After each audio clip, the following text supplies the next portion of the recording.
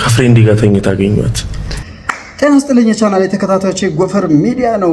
ዛሬም የተለያዩ ቪዲዮዎችን ሰብሰብ አድርጌ በጋራ ምንተቻቸውን ቪዲዮዎች ይዤላችሁ መጥቻለሁ። እንግዲህ ወደ መጀመሪያው ቪዲዮ ስናልፍ እዚህ ጋር የምትመለከቱት ወንድማችን ሚስቴን በሶስት ምክንያቶች ነው የፈታሁት እያለ ነው። ወደ መጀመሪያው ምክንያቱ እንግዲህ ሲናገር እንደሰማነው ከሆነ ከፍሬንድ ጋር ተኝታ አገኘኋት ነው እያለ ያለው። ከፍሬንዱ ጋር ተኝታ ምን አረገች? ይህም ሁሉ ሳያጣራ ነው የፈታት የሚል አስቂ ኮሜንት እየተሰጠ ነው።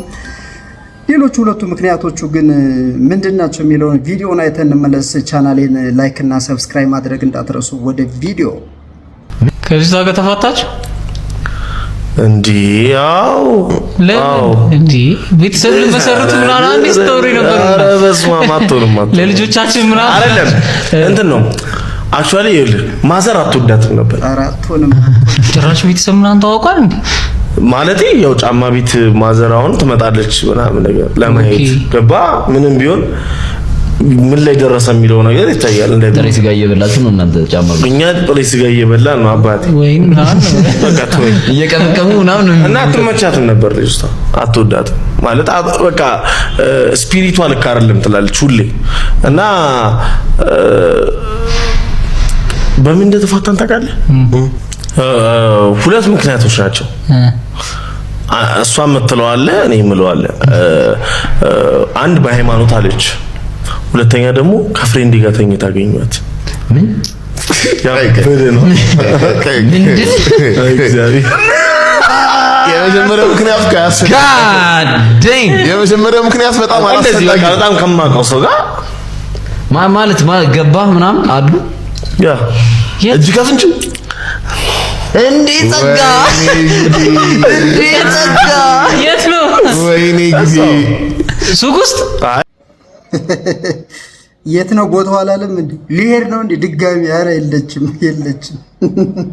አይደለም ሌላ ቦታ እንደዚህ ሌላ ቦታ ምን አልክ? ከዛ አንተ እኔ ምንም አየውና ይመች ጌታ እንደዚህ ነው ያልኩት።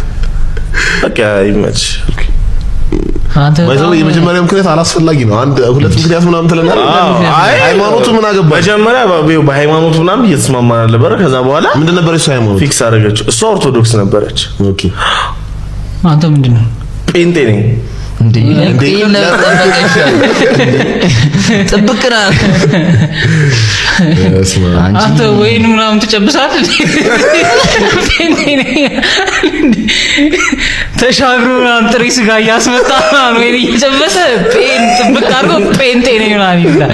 እንግዲህ እንዳያችሁት ሚስቱን የፈታበትን ሶስት ምክንያቶች ነግሮናል። እናንተ ግን ከሶስቱ ምክንያቶች የትኛው ነው በትክክል ሚስት ሊያፋታ የሚችለው ምክንያት የሚለውን ኮሜንት ሴክሽን ላይ አስቀምጡ። ወደ ቀጣይ ቪዲዮ ስንሄድ የኢቢኤሶች ጨዋታ ግን በጣም አስቆኛል።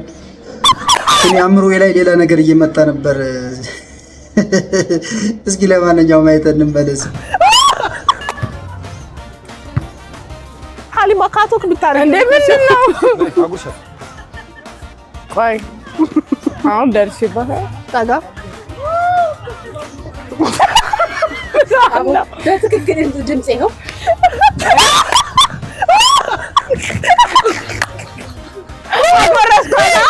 በላች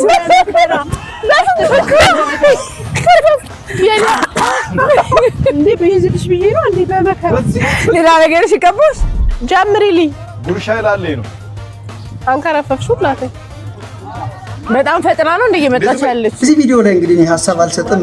አእምሯችሁ ላይ ሌላ ነገር የመጣባችሁ ሰዎች ግን ተጠንቀቁ። ወደ ቀጣይ ቪዲዮ ስንሄድ እንግዲህ እዚህ ጋር የምትመለከቷት እህታችን ምን አርጉ ነው የምትለን? እኛን ወንዶችን እስኪ ምን አርጉ ነው የምትለው? ዝም ብላ ሰምታችኋት? ሴት ልጅ ይደረግላታል። ሴት ልጅ ክብር አላት። በስነ ስርዓት አንድ ሰው ያገባታል፣ ያኖራታል፣ ይንከባከባታል። እሷም ደግሞ መብትና ግዴታዋን ጠብቃ ኃላፊነቷን ትወጣለች እንጂ ሴት ገንዘብ ሰጣ፣ ሴት ወዳ፣ ሴት ልጅ ወልዳ፣ ሴት ልጅ አጥብታ ምናምን እንዲህ የሚባል ፎርሙላ የለም። አይሆንም እና ካልሆነ ተዋ እና ወንዱ ራሱ ወልዶ ራሱ ያጥባ ነው እያልሽን ያለሽው? ኧረ እባክሽ ለቀቅ አድርጊ። ይህ ኮሜንት ያስፈልገዋል። አንዳንድ ጊዜ የኃላፊነት መዛባትም ሲኖር ቦታችንን ስናጣ እንናቃለን። ሴትን ልጅ የሚወዳት ወንድ ገንዘብ አምጪ ብሎ ከአፉ እንደዚች አይወጣም። እንዳሰጡ ገንዘብ አምጪ ያለሽን ወንድ ብሎክ ነው ማድረግ ያለብሽ። አታናግሪው። ገንዘብ ስጪኝ፣ ገንዘብ ለእንደዚህ ፈልጌ ነበር የሚል ወንድ ማለት ወንድ አይደለም ሲጀመር። እንዴ እሱ ወንድ አይደል እንዴ? ወጥቶ አይሰራም እንዴ? ጤነኛ ሆኖ ታሞ ከሆነ አላውቅም። ጤነኛ ከሆነ ግን እንዴ እየሰራ የፈለገውን ነገር ምንም ይሁን ተሸክሞም ይሁን ለራሱ አልፎ ላንቺን ለማስተዳደር ብቁ መሆን አለበት እንጂ አንቺ የምታኖሪ ወንድ፣ አንቺ የምታስተዳድሪ ወንድ ሊያውም ደግሞ አታላይ ገንዘብ ስጪኝ እያለ ለገንዘብሽ ሳይራራ ወንድ ልጅ በጣም ስስታም ነው። ለወደዳት ሴት በጣም ነው የሚሳሳ። እንኳንስ አይደለም የሰራሽበትን ሊወስድብሽ ይቀርና ሰርተሽ የምታመጪውን አምጪ ሊልሽ ይቀርና ቁጭ ብለሽ ባትሰሪና ብትበይ ራሱ ይመኝልሻል። ገንዘብሽን አይወስድብሽም። የሚወድሽ ወንድ ገንዘብሽን አያበላሽም፣ ገንዘብሽን አይክድም፣ ገንዘብሽን አያጠፋም። ገንዘብ እያለ የሚጠይቅሽን ሰው ግን ብሎክ አድርጊው፣ አታናግሪ። የዛሬ ባል ታሪኮቻችንን ተመልከቱ። ይመችሽ የኔ እናት።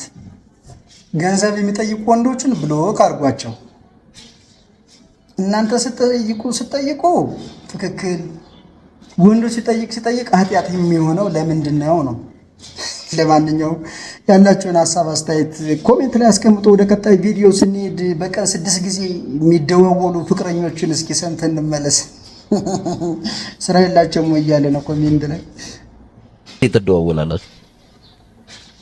እውነቱን ስነግርሽ እሱ ነው የሚደውልልኝ። ግን ጠዋት ምሳ ሰዓት ኦር ብሬክ የሆነ ቁርስ ሰዓት 4 ሰዓት 5 ሰዓት ላይ ከዛ ላንች ታይም ላይ ከዛ ማታ 11 ሰዓት ላይ ከዛ ማታ ደግሞ ከመተኛታችን በፊት አምስት ጊዜ በቀን 5-6 ትደዋወላላችሁ? አዎ እውነቱን ለመናገር እሱ አትደውልም፣ እሱ ነው የሚደውለው። በቀን 6 ጊዜ የሚደውለው እሱ ነው። በቀን 6 ጊዜ የሚደውል ባል ይስጣችሁ ሴቶችዬ። ስንቶቻችሁ ናችሁ በቀን 6 ጊዜ ለሚስቶቻችሁ የምትደውሉ? ያላችሁን ሀሳብ አስተያየት ኮሜንት ላይ ስጡ።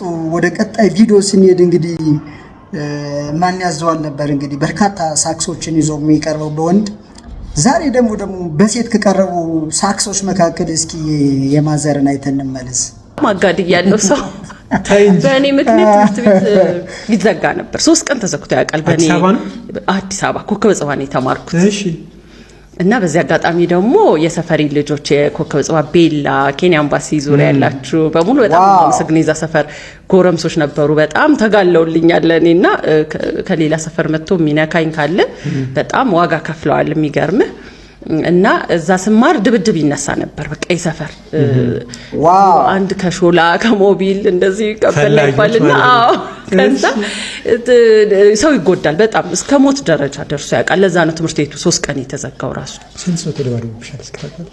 ወይ በጣም ብዙ ግሩፖች ይወሉ አንዱ ሰፈር ከአንዱ ሰፈር በቃ አሁን ምን ብዬ እንደማስረዳው ወደ ኋላ ውስጥ ሆኜ ነው እያወራው ያለውትና በቃ አመቱን ሙሉ የሆነ ሰፈር ከሆነ ሰፈር ጋር እሷ የኔ ናት አይነት ነገር ያው ያፍላ ፍቅር በለው። አንቺ ታውቂ ነበር እንደዛ ሲሆን? አዎ አውቃለሁ። እሱማ ያስቸግሩኛል ነው የሚባለው።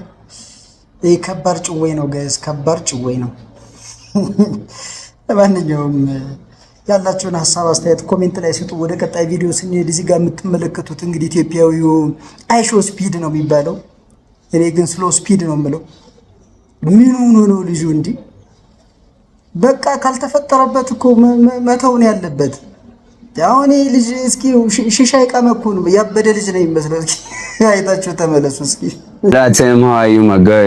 I accept your gift. Thank you for gift. My guy. I appreciate you. For coming to Ethiopia, for to Ethiopia. Thank you, my boy. I will say again, my brother. Thank you. Goodbye. ሁላችሁ ማመስገኑልኛል።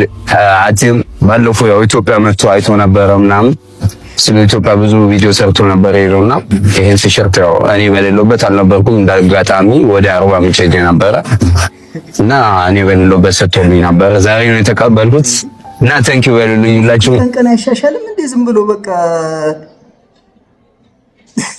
ሽጉጥ ተደቅኖበት የሚያወራ እኮ ነው የሚመስለው። ለማንኛውም የዛሬ ቪዲዮዎች እነዚህን ይመስላሉ። በቀጣይ በአዲስ ቪዲዮ መለሳለሁ። መልካም የፋሲካ በዓል ይሆንላችሁ። ቻናሌ ላይክ እና ሰብስክራይብ ማድረግ እንዳትረሱ። ጎፈር ሚዲያ ነው። ቻናሌ ላይክ እና ሰብስክራይብ አድርጉ። ይመቻችሁ።